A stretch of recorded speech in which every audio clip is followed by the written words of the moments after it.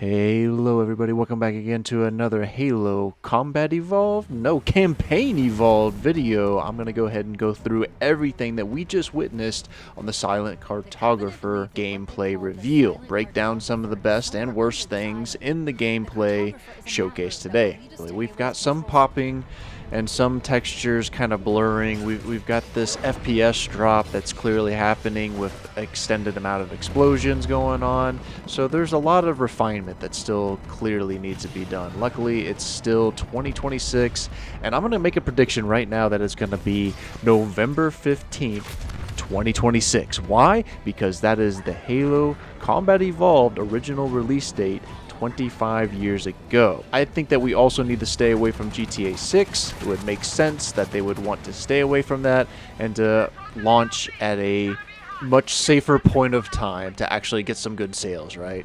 So just moving straight into it. Oh my god, the gameplay, it looks so good. It's just so good, right? It's clean, it's solid. A lot of people are probably going to be upset that there's sprint.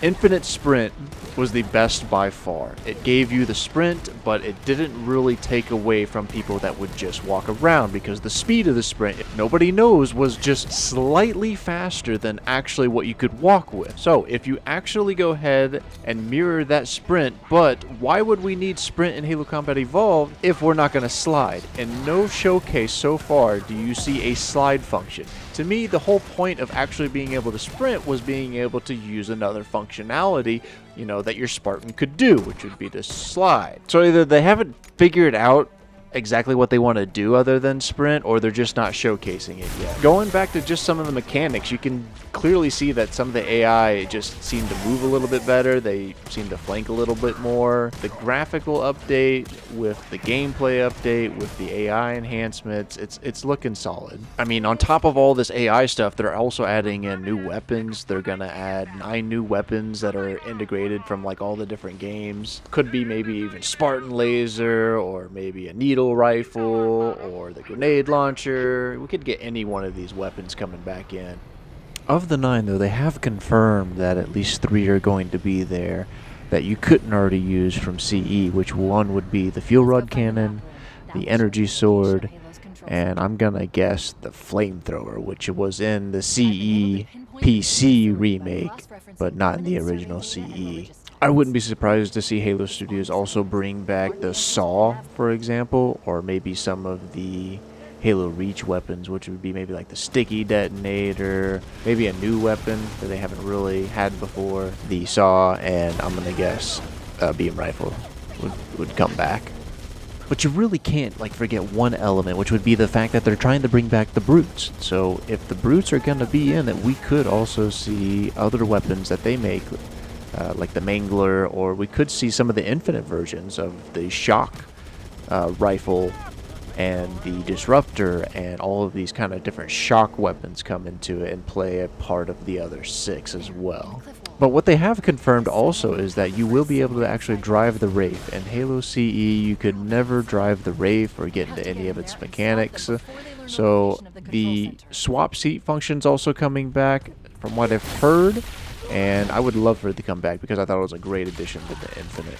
I'm predicting that we're going to probably see some kind of man-made flyable vehicle, and I'm really guessing it could just be a Pelican for a few moments, or we might actually see in 2 betrayals, instead of running up and grabbing a couple of Banshees from the Covenant, maybe we find a human outpost and then we grab a couple Hornets to fly up to one of the reactors instead. But the big thing here is going to be that you're also getting 3 brand new prequel missions set before the Pillar of Autumn actually crashes. These features actually Chief, and they're going to have Johnson in it, and it's supposed to have like different fresh arcs, new environments.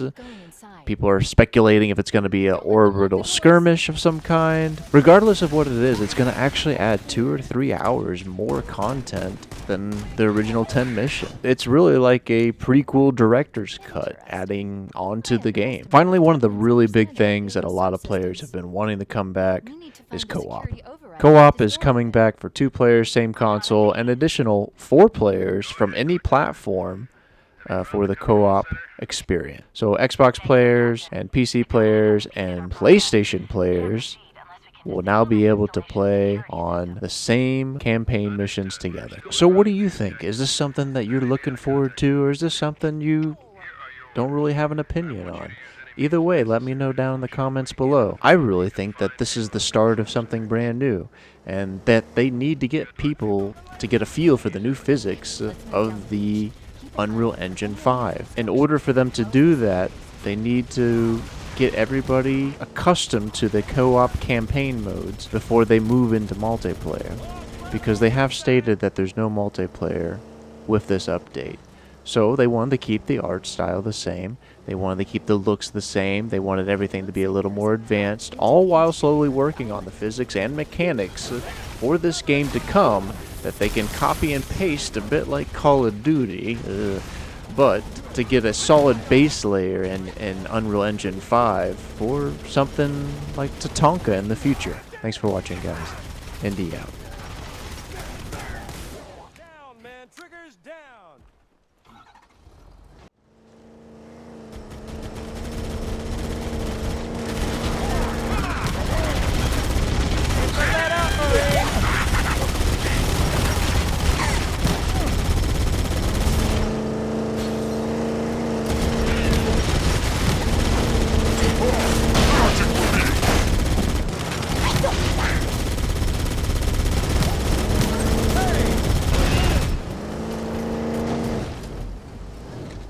Let's get it going, Marine!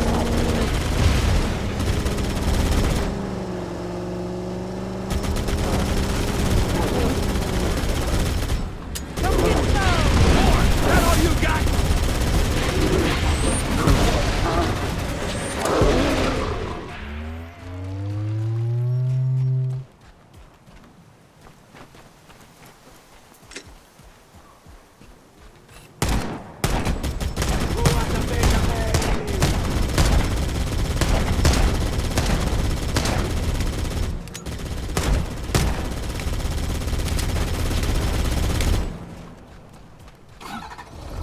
Area secure.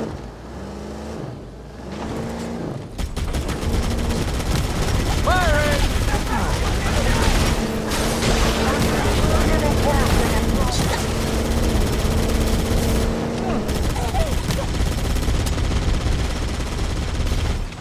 Here's more where that came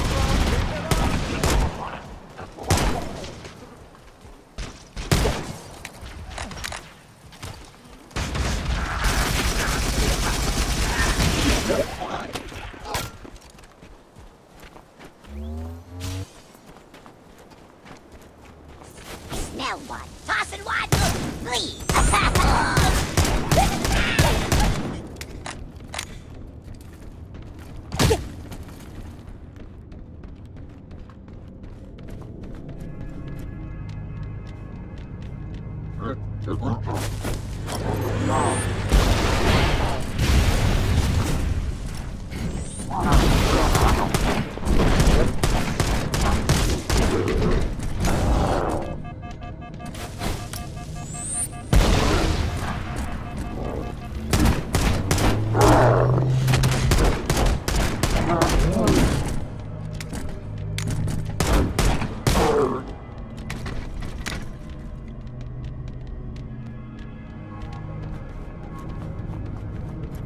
Use the holo panel to shut down the security system.